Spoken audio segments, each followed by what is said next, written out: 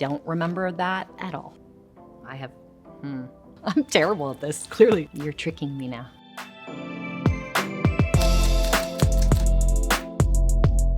Okay, here we go. Letting everyone down would be my greatest unhappiness. Letting everyone, oh, this is definitely Melancholia, right? No, hold on. Letting everyone down would be my greatest unhappiness. Dang. Is it Power of the Dog? No. I'm terrible at this, clearly. Okay, letting everyone down would be my greatest unhappiness. Oh, Marie Antoinette. Yes, okay, got it.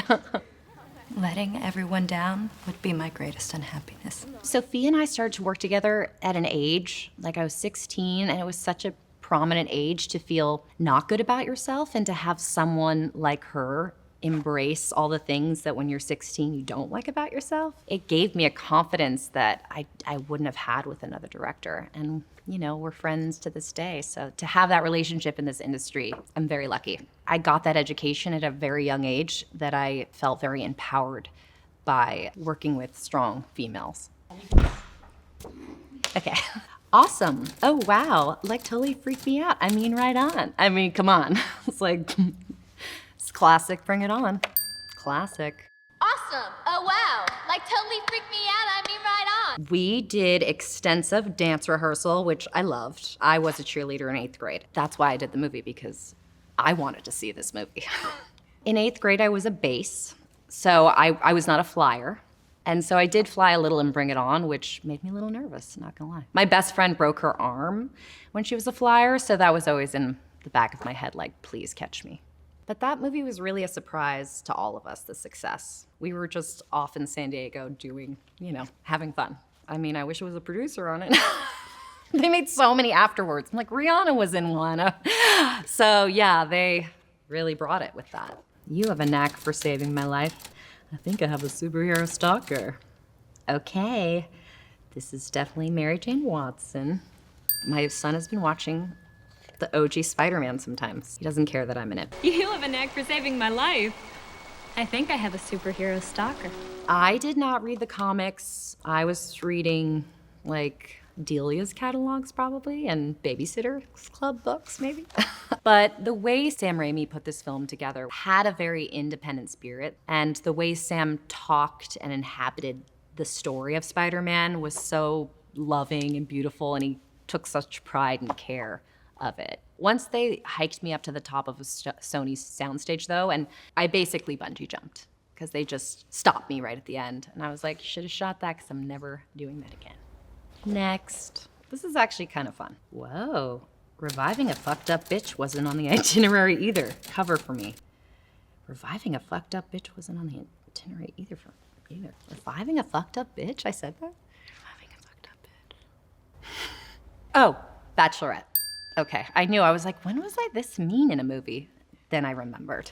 Reviving a fucked up bitch wasn't on the itinerary either. Cover for me. I just loved working with Lizzie Kaplan. I was such a fan of hers, and also Isla Fisher. It was right after Melancholia, and I was constantly getting offered more depressed roles.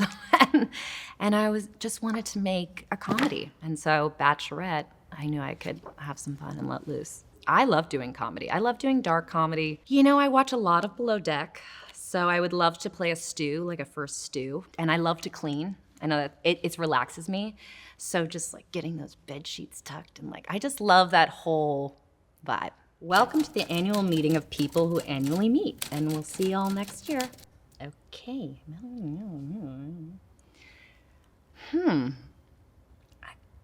Is this Drop Dead Gorgeous? No. Okay. God, I'm bad at this. Welcome to the annual meeting. Dick? I mean, I sound like I have a southern accent in it. Y'all? Why am I saying y'all? See y'all next year. Oh, wow. Okay. That was bad of me. Yeah. Don't remember that at all. Welcome to the annual meeting of people who annually meet. And we'll see y'all again next year. Working with Cameron Crowe was definitely any actor's dream. So for me, I felt really honored to work with him. My mom was an airline stewardess for Lufthansa for 10 years, so I felt a kinship to playing an airline stewardess. Oh, what happened to you? You shaved with a piece of glass?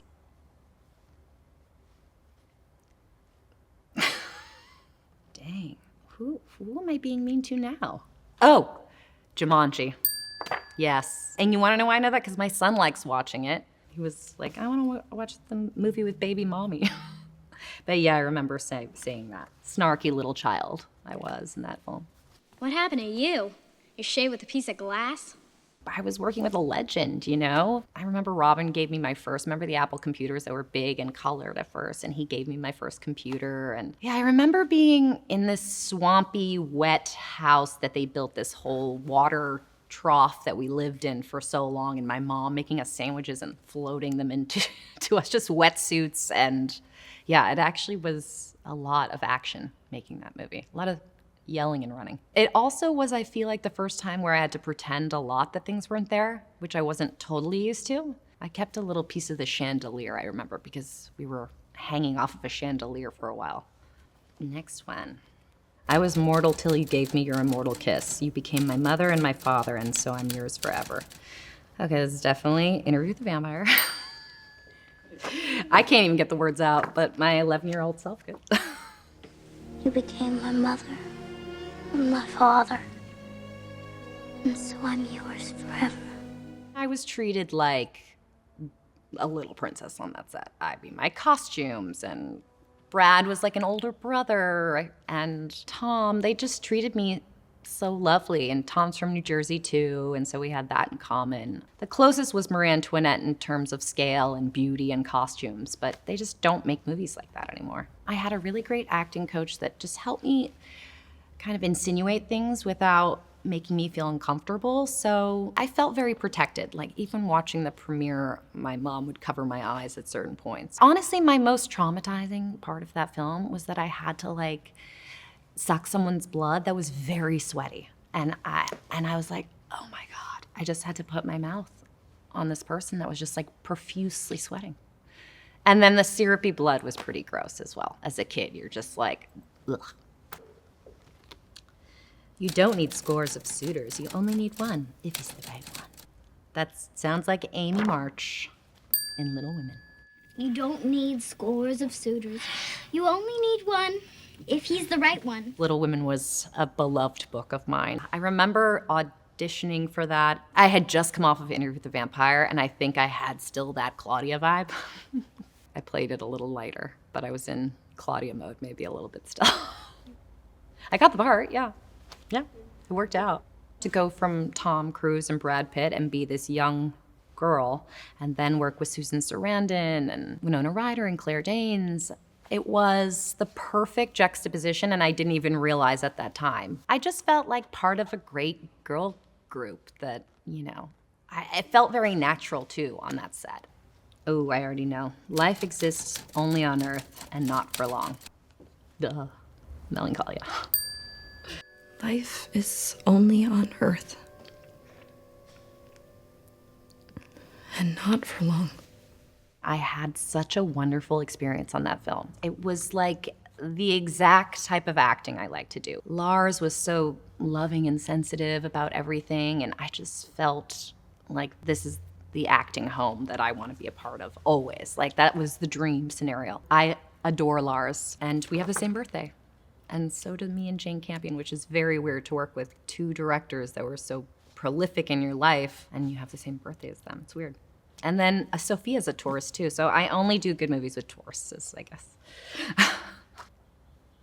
It's too good for me. I'm just very average. I only know tunes. Tunes. This is definitely Power of the Dog. I don't know another movie where I say tunes. It's too good for me. I'm just very average. I only know tunes. I had like a very strict piano teacher that was the choir piano teacher at our church when I was younger, so I hated learning piano with him. Hated it. So I had to learn for the movie, and I had a very cool teacher. He works with Julian Casablancas. His name's Jeff Kite, and he'd come over and he just helped me learn the pieces, and they had to hear the same thing over and over again, driving my family nuts, but that's what it took. My husband and I were nominated together. Honestly, I was more excited that he got nominated than me. And then to do that together is, who gets that? But what's a bond? You're tricking me now. What's a bond? What's a bond? Anybody else know? Anybody? What's a bond? Dick? No.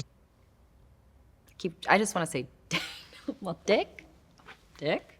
Oh my God. Bonfire of the Vanities. Whoa, you really did throw me off there with that one. But what's a bond? I was doing little baby commercial modeling when I was 3 years old in New York City, so it naturally just progressed. Like I booked my first commercial I ever went out on, and then, the natural thing in New York City is to go to LA to try out for pilot season, and then Interview with the Vampire came along. So yeah, been doing this for quite some time.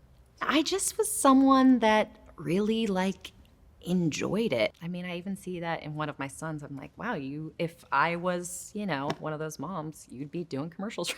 He's just loves to perform. So it's definitely in the blood. I would say do it after high school, you know what I mean? Do school plays and, I'm not trying to raise another child actor.